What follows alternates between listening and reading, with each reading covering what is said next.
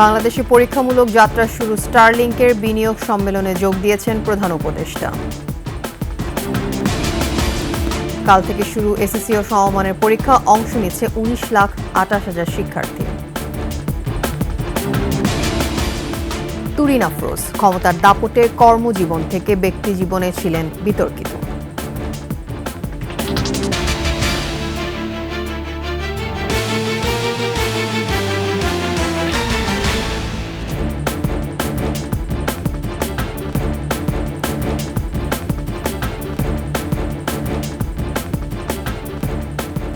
শুনছিলেন সংবাদ শিরোনাম। আমন্ত্রণ 21-এর সংবাদ, আপনাদের সাথে থাকছে আমি তাসনিম আফিফা। দর্শক, 21-এ টেলিভিশনের সংবাদ একই সাথে সরাসরি দেখতে পাবেন আমাদের ফেসবুক পেজ www.facebook.com/2124 অনলাইনে। এছাড়া সাবস্ক্রাইব করতে পারেন www.youtube.com/21etv এই চ্যানেলে।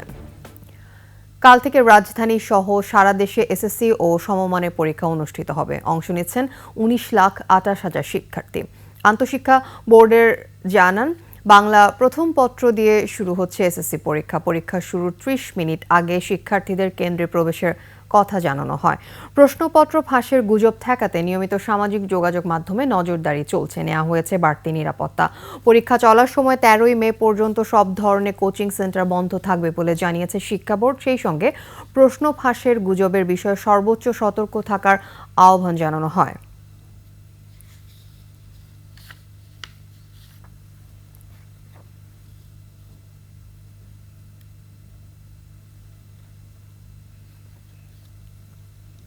ব্যারিস্টার তুরিন আফরোজ আওয়ামী সমর্থিত প্রভাবশালী এই আইনজীবী ছিলেন আন্তর্জাতিক অপরাধ ট্রাইব্যুনালের সাবেক প্রসিকিউটর।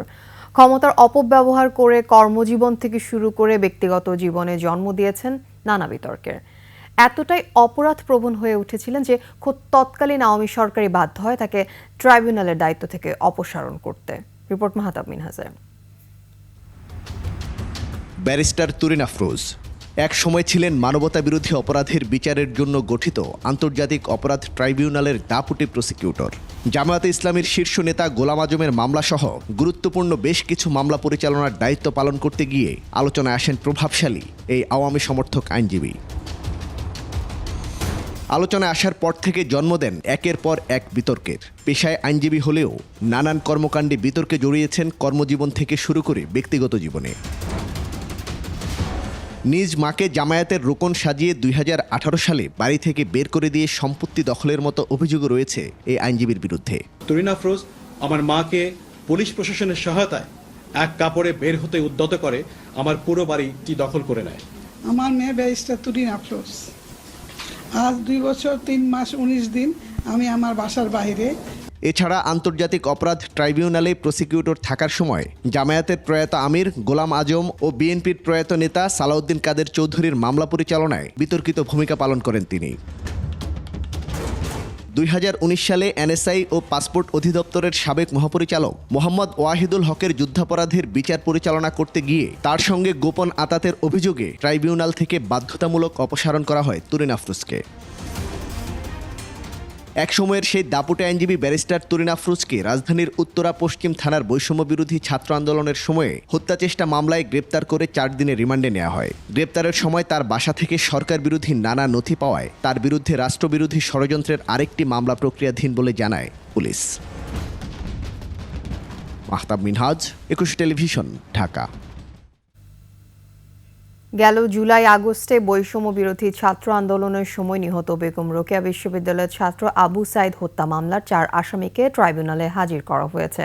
সকালে কেরানীগঞ্জ কারাগার থেকে তাদের আন্তর্জাতিক অপরাধ ট্রাইব্যুনালে আনা হয়। 4 আসামি হলেন সাবেক এসআই আমির হোসেন, কনস্টেবল সুজন চন্দ্র রায়, বেগম রোকেয়া বিশ্ববিদ্যালয়ের প্রক্টর শরীফুল ইসলাম ও ছাত্রলীগ নেতা ইমরান চৌধুরী আকাশ। এর আগে 2 মার্চ বিচারপতি মোহাম্মদ গোলাম মর্তুজা মজুমদারের নেতৃত্বাধীন 3 সদস্যের আন্তর্জাতিক অপরাধ ট্রাইব্যুনাল তাদের হাজির করার নির্দেশ দেন। কোটা সংস্কারের দাবিতে আন্দোলন চলার সময় গেল বছরের 16 জুলাই বেগম রোকেয়া বিশ্ববিদ্যালয়ের সামনে পুলিশের গুলিতে নিহত হন নিরস্ত্র আবু সাইদ। বেগম রোকেয়া বিশ্ববিদ্যালয়ের ইংরেজি বিভাগের 12তম ব্যাচের শিক্ষার্থী ছিলেন তিনি।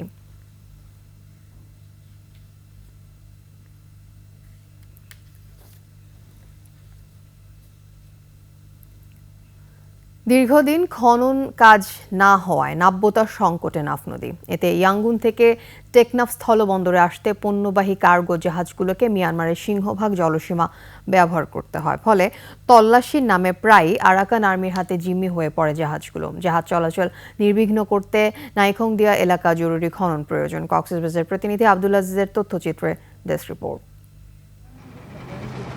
কক্সবাজারের টেকনাফ, সেন্ট মার্টিন ও মিয়ানমারের সাথে যোগাযোগের প্রধান মাধ্যম নাফ নদী। নদীর মোহনার দুটি স্থানে ভরাট হয়ে জেগে উঠেছে ডুবুচর। এতে মিয়ানমার জলসীমার একটি অংশ ব্যবহার করায় আরাকান আর্মির রোশানলে পড়া সহ পণ্য আনানিয়া করতে নানা সমস্যায় পড়তে হয়।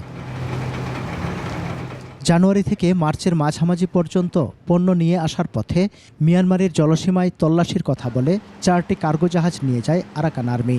এছাড়া প্রতিনিয়ত জিম্মি হচ্ছে মাছ ধরার ট্রলার সহ অন্যান্য নৌযান। সংকট সমাধানে সাপরির দ্বীপ ও নাইকংদিয়ার ভরাট অংশ খনন এবং সাগরে গোলার চরে জেটি ঘাট নির্মাণ দরকার। নাফ নদীর মোহনার মধ্যে নম্রতা না থাকার কারণে মায়ানমার সীমানা হয়ে আমাদের দেশের মধ্যে বুটগুলো ঢুকতে হয়, যার কারণে আমাদের দেশের যে বুটগুলো আসতে গিয়ে ওইখানে আরাকান আর্মিরা এগুলো আটক করে ফেলে। ওইখান থেকে আসার সময় আরাকান বাহিনী আটকে ফেলে, তখন আমাদের অনেক সমস্যা, মাল আসা যাওয়া করতে।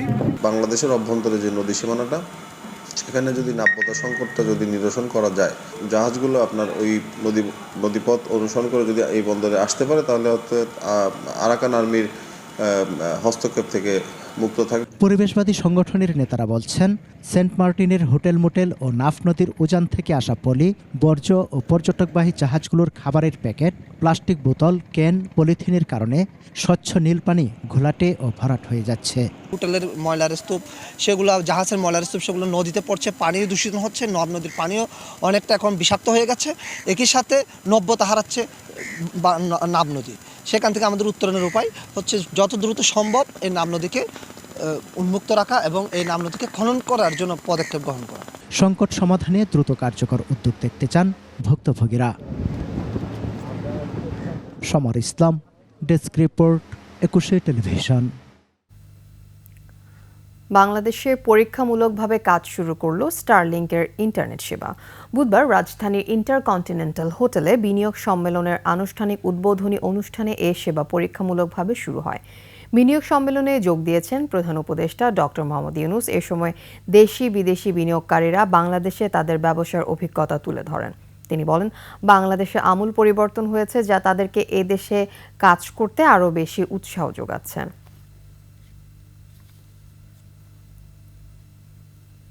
সংবাদে নিচ্ছি বিরতির পর্যায়ে থাকবেন।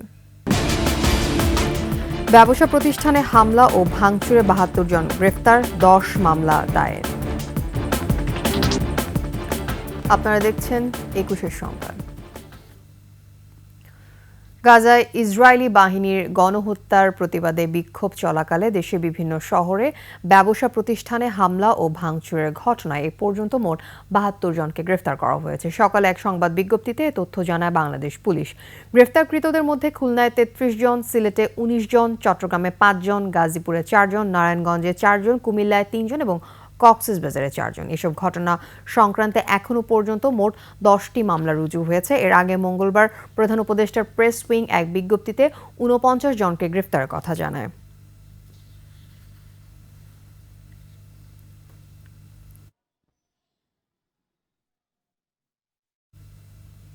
চট্টগ্রামের চন্দনাইশে নয়াপাড়ায় এক নারীকে ধর্ষণের পর হত্যার অভিযোগ উঠেছে। এ ঘটনা দেখে ফেলায় 2 জনকে কুপিয়ে জখম করে পালিয়ে যায় ধর্ষক। পুলিশ জানায়, ভুক্তভোগী নারী ঈদের ছুটিতে নানা বাড়িতে বেড়াতে এসেছিল। মঙ্গলবার রাতে একই বাড়ি বেড়াতে আসেন তার চাচাতো মামা নাজিম। রাতে তাকে ধর্ষণের পর হত্যা করেন নাজিম। ঘটনাটি নারীটির নানা আব্দুল হাকিম ও নানি ফরিদা আক্তার দেখে ফেললে তাদেরকে দা দিয়ে এলো পাতারি কুপিয়ে নাজিম পালিয়ে যায়। ঘটনাস্থল থেকে লাশ উদ্ধার করে পুলিশ। আহতদের আশঙ্কাজনক অবস্থায় চট্টগ্রাম মেডিকেল কলেজ হাসপাতালে নেওয়া হয়েছে।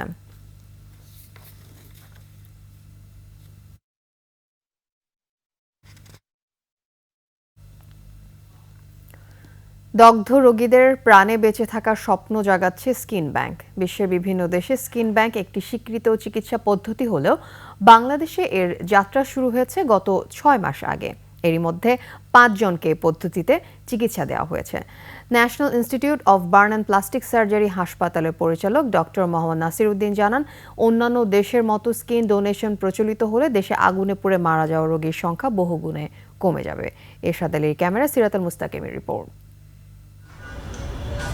আগুনে পুড়ে যাওয়া মানুষের চিকিৎসায় যুগান্তকারী উদ্ভাবন স্কিন ব্যাংক, যে চিকিৎসা পদ্ধতি কমাবে আগুনে পুড়ে মারা যাওয়া মানুষের হার। স্কিন ব্যাংকে মূলত মানুষের চামড়া সংরক্ষণ করে রাখা হয় এবং প্রয়োজনে এখান থেকে চামড়া নিয়ে পুড়ে যাওয়া মানুষের শরীরে ব্যবহার করা হয় এবং এ পদ্ধতিতে 5 বছর পর্যন্ত চামড়া সংরক্ষণ করে রাখা যায়। কারো শরীর পুড়ে গেলে রক্তনালীগুলো উন্মুক্ত হয়ে যায়। ক্ষত স্থান দিয়ে শরীর থেকে পানি, লবণ, প্রোটিন ও তাপ দ্রুত বের হয়ে যায়। এতে মৃত্যু ঝুঁকিও বাড়তে থাকে।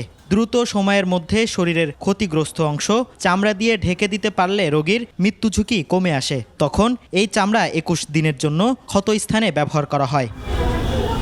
কোনো ব্যক্তি চাইলেই ওই স্কিন ব্যাংকে মরণোত্তর চামড়া দান করতে পারবেন। যে স্কিন ব্যাংকটাকে প্রপারলি ইউটিলাইজ করতে গেলে অর্গান ডোনেশন যে সিস্টেমটা, সেটাকে লিগালাইজ করতে হবে বাংলাদেশ। এই ইনস্টিটিউটের জন্য যে স্কিন ব্যাংকটা আছে সেটা সারা বাংলাদেশের চাহিদা পূরণ করতে সক্ষম। যদি আমরা প্রপার স্কিন পাই, এই স্কিন সংগ্রহ করে রেখে দিতে পারি এবং এখান থেকেই সারা বাংলাদেশের সমস্ত জায়গাগুলোতে পাঠাতে পারে। এছাড়া জীবিত মানুষও স্কিন ব্যাংকে চামড়া দান করতে পারবেন। চামড়া সংগ্রহের কয়েক ঘন্টার মধ্যেই সেই ডোনারকে ছেড়ে দেওয়া যায়। যে চামড়া দেবে তার শরীরে 14 দিনের মধ্যে নতুন করে চামড়া উঠে যাবে। বাংলাদেশে অগ্নিদগ্ধ রোগীর শরীরের 30% পুড়ে গেলে তাকে বাঁচানো সম্ভব হয় না। তবে স্কিন ব্যাংক পদ্ধতি পুরোদমে চালু হলে শরীরের 50%-এরও বেশি পুড়ে যাওয়া রোগীকে বাঁচানো সম্ভব। লেটেস্ট টেকনোলজি যদি আমরা আমাদের দেশে ব্যবহার করতে পারি, তাহলে 50 ভাগের উপরে পুড়ে যাওয়া মানুষগুলোকেও আমরা জীবনের আলো দেখাতে পারবো। কিছু রিলিজিয়াস প্রবলেম আছে, কিছু সামাজিক দায়বদ্ধতার সমস্যা আছে, এগুলি অনেকগুলি কারণ এবং ধর্মীয় অনেকগুলি কারণে আমাদের অনেক সময় স্কিন আমাদের যদি দান করার জন্য কেউ ডোনেট করেও থাকে, মৃত্যুর পরে আমরা সেই স্কিনটাকে সংগ্রহ করতে পারি না। বিশেষজ্ঞরা বলছেন, যদি জনসচেতনতা ও মানুষকে চামড়া দানে উদ্বুদ্ধ করা যায়, তাহলে স্কিন ব্যাংক পদ্ধতিতে চিকিৎসায় অনেক আগুনে দগ্ধ মানুষের প্রাণ বেঁচে যাবে। সিরাত আল মুস্তাকিম, 21 টেলিভিশন, ঢাকা। মুন্সিগঞ্জে আইনের তোয়াক্কা না করে চলছে ইটভাটা। কালো ধোঁয়ায় বিপর্যস্ত জনজীবন ও পরিবেশ। সবচেয়ে বেশি ক্ষতিগ্রস্ত হচ্ছে শিশু ও বৃদ্ধরা। অনাবাদি হয়ে পড়ছে ফসলি জমি। মুন্সিগঞ্জ প্রতিনিধি সাইফুর রহমান টিটুর তথ্যচিত্রে ডেস্ক রিপোর্ট। মুন্সিগঞ্জ জেলায় 66টি ইটভাটার মধ্যে 62টি সিরাজদি খান উপজেলায়। আইন না মেনেই চলছে ইটভাটাগুলো। বর্ষার 5 মাস ছাড়া বছর জুড়ে তৈরি হচ্ছে ইট। স্কুলের পাশে আমাদের যে ইটের ভাটা, ঠান্ডা লাগে, নাকের ধুলাবালু যায়, যার জন্য আমাদের যাতায়াত করতে অনেক অসুবিধা হয়। কোকিলিংয়ে কয়লাটি ডালে তখন তো মনে করেন আশেপাশে দাঁড়তেও পারি না, মানে শ্বাসকষ্টের তো অনেক ক্ষতি হয়। সর্বদা এইসব দিকে লেগে থাকে। আবাসিক এলাকায় 1 কিলোমিটার মধ্যে ইটভাটা স্থাপনের নিয়ম না থাকলেও সিরাজদি খানের বালুর চরে আবাসিক এলাকার কাছেই গড়ে উঠেছে বেশ কয়েকটি ইটভাটা। ভুক্তভোগীরা বলছেন, ধোঁয়া ও ধুলায় এলাকার গাছগাছালিতে ফল ধরে না। শ্বাসকষ্ট সহ নানান রোগে আক্রান্ত হচ্ছেন শিশু ও বয়স্করা। কষ্ট, হাঁপানি, এই দুলবালুর কারণে এটি হয়। আমরা চাই ইটভাটা দূরে থাকুক।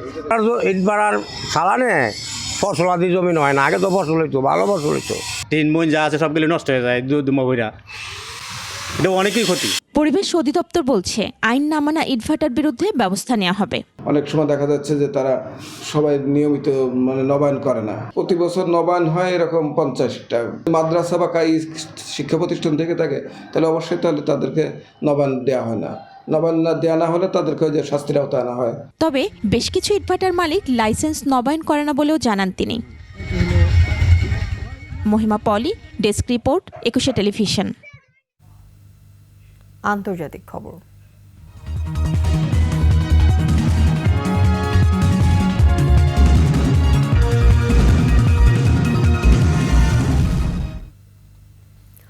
আলটিমেটামের সময়সীমা শেষ হওয়ায় চীনের ওপর শুল্ক বাড়িয়ে 104% আরোপ করেছে যুক্তরাষ্ট্র। আজ থেকে তা কার্যকর হচ্ছে। মঙ্গলবার বিকেলের মধ্যে মার্কিন পণ্যের ওপর থেকে শুল্ক প্রত্যাহার করতে চীনকে আলটিমেটাম দিয়েছিলেন ডোনাল্ড ট্রাম্প। বেঁধে দেওয়া সময়সীমার মধ্যে বেইজিং মার্কিন পণ্যের ওপর থেকে শুল্ক প্রত্যাহার না করায় এই ঘোষণা এলো। সামাজিক যোগাযোগ মাধ্যমে দেয়া পোস্টে ট্রাম্প চীনকে সবচেয়ে বড় শোষক আখ্যা দেন। বলেন, চীনকে পাল্টা প্রতিক্রিয়া না দেখানোর অনুরোধ অগ্রাহ্য করে আরও 34% শুল্ক আরোপ আরোপ করেছে।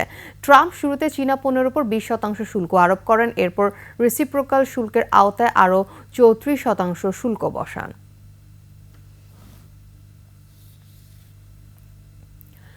ক্যারিবীয় অঞ্চলের দেশ ডমিনিকান রিপাবলিকে নাইট ক্লাবে কনসার্ট চলার সময় ছাদ ধসে নিহতের সংখ্যা বেড়ে 98 জনে পৌঁছেছে। আহত হয়েছে প্রায় 2 শতাধিক। স্থানীয় সময় মঙ্গলবার ভোররাতে রাজধানী স্যান্টো ডোমিঙ্গোর জনপ্রিয় জেটসেট নাইট ক্লাবে এই দুর্ঘটনা ঘটে।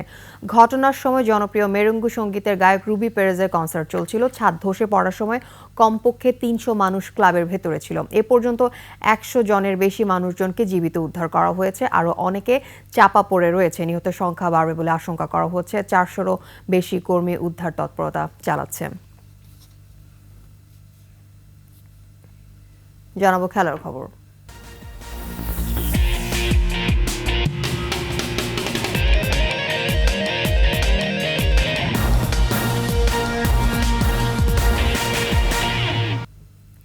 জিম্বাবুয়ের বিপক্ষে সিরিজের প্রথম টেস্টের জন্য দল ঘোষণা করে বাংলাদেশ। চোটের কারণে নেই তাসকিন আহমেদ। প্রথমবারের মতো বাংলাদেশের টেস্ট দলে ডাক পেলেন পেসার তানজিম হাসান। জাকের আলীর সঙ্গে উইকেট কিপার ব্যাটসম্যান হিসেবে আছেন মাহিদুল ইসলাম। দলে আছেন অভিজ্ঞ মুশফিকুর রহিম। তাসকিনের অনুপস্থিতিতে দলে ফেরানো হয়েছে পেসার খালেদ আহমেদকে।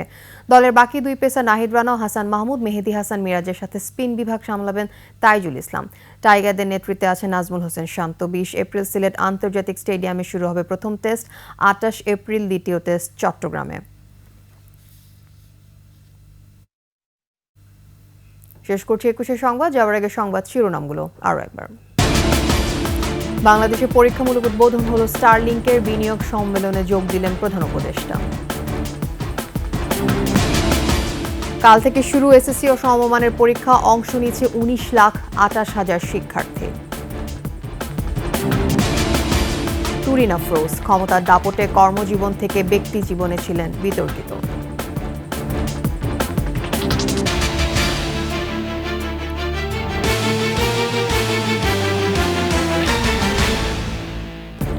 সর্বশেষ খবর জানতে ডায়াল করুন 2021 নম্বরে, ভিজিট করুন 21-tv.com এই ওয়েবসাইটে। এছাড়া ফেসবুকে লগ ইন করতে পারেন www.facebook.com/2124 অনলাইনে। এছাড়া সাবস্ক্রাইব করতে পারেন www.youtube.com/21tv এই চ্যানেলে। এতক্ষণ সাথে থাকার জন্য ধন্যবাদ। আমাদের পরবর্তী সংবাদ দুপুর 2টায় দেখা হতে রইল। 21-এর সাথে।